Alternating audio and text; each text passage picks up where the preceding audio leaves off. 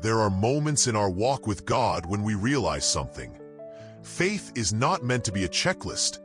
It's meant to be a heartbeat.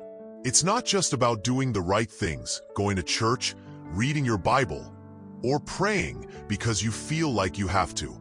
It's about loving Him so deeply that every action flows from affection, not obligation. It's about moving beyond religious routine into real relationship. Because friends, what God wants from us isn't performance, it's devotion. Let me speak directly to your heart today. If you've been going through the motions of faith but feeling empty inside, this message is for you. Maybe you serve in ministry, lead others, give generously, and even pray daily, but it all feels mechanical. You're doing everything right, but your spirit feels dry. If that sounds familiar, don't lose hope. God isn't calling you to do more. He's inviting you to love deeper. Because here's the truth. You can be busy for God without being truly connected to Him. And while duty has its place, it was never meant to replace devotion. When we only live by discipline without desire, we risk becoming hollow, spiritually active on the outside, but emotionally distant on the inside. But God didn't create you for emptiness. He created you for intimacy, for passion, for purpose, and He longs to restore what duty has worn down. Duty can lead us, but devotion lifts us. Think about Joseph. Even in prison, he did what was right. He served faithfully. He honored God in his words and actions. He didn't give up on integrity, even when everything else was taken from him. That was duty. But somewhere along the way, Joseph didn't just do what was required. He grew in love for God. His obedience became an overflow of trust. His service became a response to grace. His waiting became worship. That's devotion.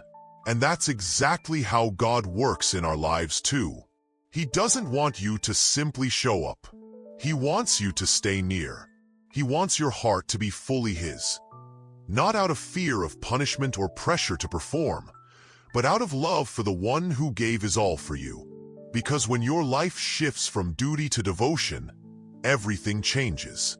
Your prayer becomes more than ritual. It becomes conversation. Your worship becomes more than singing. It becomes surrender. Your service becomes more than sacrifice. It becomes joy. So how do we practically move from duty to devotion? 1.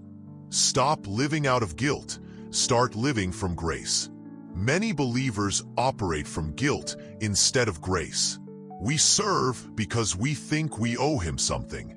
We read the Word because we feel like we should. We go to church because we believe we'll disappoint God if we don't. But listen carefully. God doesn't want your guilt-driven efforts. He wants your grateful heart. When Peter stood before Jesus after denying Him 3 times, Jesus didn't ask, "What will you do for me?" He asked, "Peter, do you love me?" 3 times he asked the same question. Why? Because service must flow from love. Ministry must rise from affection. Without love, everything else falls flat. So stop trying to earn favor. Start walking in the freedom of His grace. Let your love for Him fuel your faithfulness. 2. Recognize that obedience without love feels heavy. Obedience is important, but obedience without devotion can feel like chains. It weighs you down, makes you weary, turns your walk into a grind instead of a gift. Have you ever felt like you were doing everything right, but still felt spiritually drained? The enemy loves to twist obedience into burden. He convinces us that following God is about meeting expectations rather than experiencing His presence. But Scripture says in Hosea 6 verse 6, "For I desired mercy and not sacrifice, and the knowledge of God more than burnt offerings." God desires relationship over ritual, intimacy over institution, Knowing him matters more than anything we could ever offer him. So start asking yourself, am I serving because I love him, or because I think I have to? Am I giving because I'm moved by his generosity, or because I feel pressured? Am I praying because I want to hear his voice, or just check off my quiet time? When you begin to answer those questions honestly, you open the door for God to renew your heart. 3. Allow pain to produce purpose instead of pride. Sometimes, pain leads us into bitterness. Other times, it leads us into breakthrough. The difference? Our response to it. Many people try to push through pain with sheer willpower, thinking they can muscle their way through hardship. But true strength comes when we allow God to use our struggles to deepen our dependence on him. Joseph spent 13 years in prison, falsely accused, forgotten by those who knew him, betrayed by his own brothers. Yet he didn't let pain turn into pride. He allowed it to produce perseverance. He let it build character. And eventually, he stepped into promotion because of his faithfulness during the process. Your pain may not make sense now. Your current season might feel heavy, unfair, or even unbearable. But friend, don't waste your suffering. Don't let it harden your heart. Let it humble your soul. Let it draw you closer to the one who sees you, knows you, and loves you more than anyone ever could. 4. Worship is not just what you do, it's who you are. Worship is one of the clearest expressions of devotion. But so many of us treat worship as something we do at a certain time, in a certain place, or under perfect conditions. And when life gets messy, we stop praising. But real worship isn't based on mood. It's based on truth. David worshipped in caves. Paul and Silas sang hymns in prison. Jesus prayed in agony before the cross. They weren't worshiping because they felt good. They were worshiping because they knew God was good. So next time you don't feel like praising, praise anyway. Next time your heart is heavy, lift your hands. Next time the world feels dark, declare his light. Because worship isn't about feelings, it's about faith.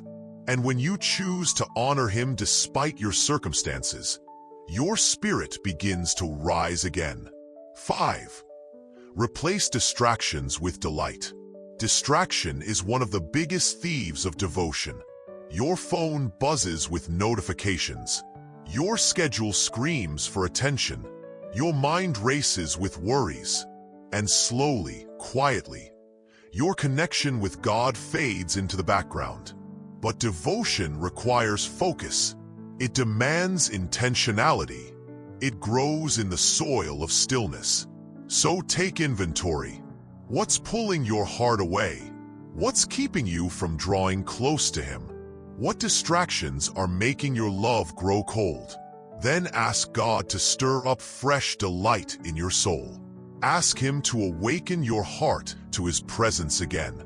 Ask him to remind you why you started loving him in the first place.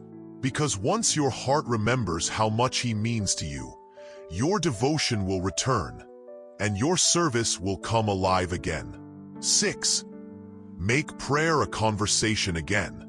Prayer often becomes another item on our spiritual to-do list. We rush through it, say the right words, and then move on. But real prayer is more than performance. It's presence. It's spending time with the one who already knows your thoughts, your fears, and your deepest desires. Jesus modeled this kind of prayer. He withdrew to lonely places to commune with the Father. He didn't just talk at God. He talked with him. He listened. He waited. He aligned himself with heaven's purposes. If your prayers feel empty, start small. Talk to him like a friend. Pour out your heart. Cry out when you're broken. Laugh when you feel joy. Be honest when you're angry. Share your dreams. Confess your doubts. Let your prayer life become more about connection than correctness. Because when you fall in love with the one you're talking to, your prayers will carry power again. 7. Surrender control and walk in faith. One of the biggest barriers to devotion is control. We try to manage outcomes. We stress over timing. We worry about whether we're doing enough. But real devotion releases control. It lets go of the need to fix everything. It trusts God to guide, provide, and protect. Remember what Joshua said when God told him to lead Israel across the Jordan River. He didn't argue. He didn't demand explanations. He simply obeyed. And when he did, the waters parted. Not because he had all the answers, but because he trusted the one who did. That's the kind of faith God wants from you. Not perfect understanding, not flawless execution, just a heart that trusts him enough to step forward. A soul that surrenders plans, fears, and failures into his hands.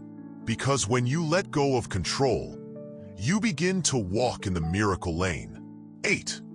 Remember that devotion is built on dependence. We live in a culture that values independence. But God calls us to something greater, dependence on him. He doesn't want self-sufficient believers who look strong in their own ability. He wants surrender hearts that recognize their weakness and rely on his strength. Paul understood this well.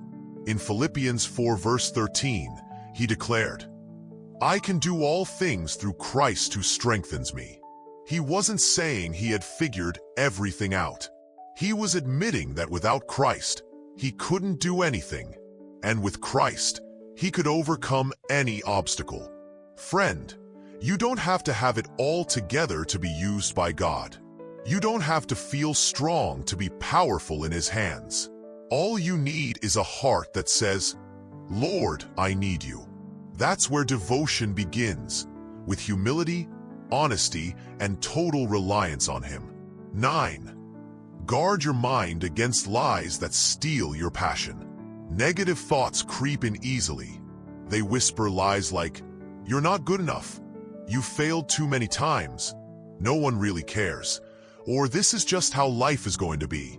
These thoughts don't come from God. They're designed to wear you down and steal your zeal. Take every thought captive. Refuse to let fear define your future. Reject the idea that you're disqualified because of past mistakes. Replace every negative word with a promise. Declare boldly, "I am loved. I am forgiven. I am chosen. I am more than a conqueror." Devotion grows strongest when you fight back against the lies and stand firm in the truth of who God says you are. 10. Build your life around relationship, not religion. Religion asks, "What must I do?" Relationship asks, "Who am I becoming?" God isn't looking for someone who performs perfectly. He's looking for someone who walks closely with him. Someone who draws near not just for blessings, but for his presence. Someone who seeks him not just for miracles, but for meaning. David didn't just serve God. He pursued him. He didn't just follow commands. He lived in communion with the King of Kings. And that's what set him apart. He was a man after God's own heart. Not because he was sinless, but because he was devoted. So examine your heart today. Are you living for him? Or just living under his rules? Are you doing things for him? Or just going through the motions? Are you chasing his promises? Or his person? Because when you fall in love with him again, everything else follows. Let's pause now and enter into a sacred moment. A time to reconnect with the Lord not just in word, but in spirit. Let's pray together. Father, thank you for loving us not for what we do, but for who we are. Thank you for reminding us that you don't measure our worth by performance, but by the posture of our hearts. Today, we surrender every area of our lives back to you. We lay down our fatigue, our frustration, and our tendency to live in obligation. Holy Spirit, help us to remember that we don't serve out of guilt. We serve out of gratitude. Teach us to guard our hearts against the pull of tradition without transformation. Renew our minds with truth that reignites our passion. Fill us with courage to pursue you with all that we are.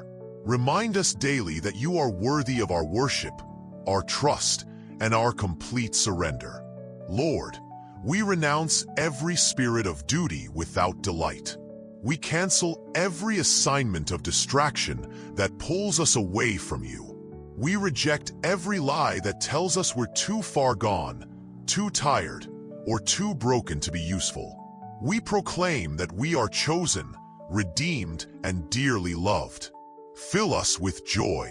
Fill us with peace. Fill us with purpose. Fill us with a fresh revelation of your love. Teach us to speak to ourselves with truth, to trust you more than our circumstances, to believe you more than our feelings, to guard our minds like a fortress. For those ready to give up, reignite their fire. For those battling depression, restore their joy. For those trapped in cycles of fear, release courage. For those worn down by life, breathe new strength. In Jesus' name, we receive your mercy. We accept your grace. We commit to walking in faith. We choose to guard our hearts and grow in trust. Thank you for fighting for us. Thank you for guiding us. Thank you for healing our hearts. And thank you for the power you've given us to change the way we think, to stop being ruled by fear and start being led by love. Amen. Friends, don't settle for less than God's best. Don't let habit replace heart. Don't let performance silence passion. You were created to love Him deeply, to serve Him willingly, and to walk with Him daily, not out of duty, but out of devotion. Will you make that choice today? If this message encouraged you, please share it with someone else who needs to hear it. And don't forget to subscribe so we can continue growing together. Until next time, may your heart be filled with the assurance that God sees your efforts, hears your prayers, and loves you deeply. May your soul rest in the knowledge that He is trustworthy beyond measure. Live from love, not duty, and watch as He fulfills His promises in ways you never imagined.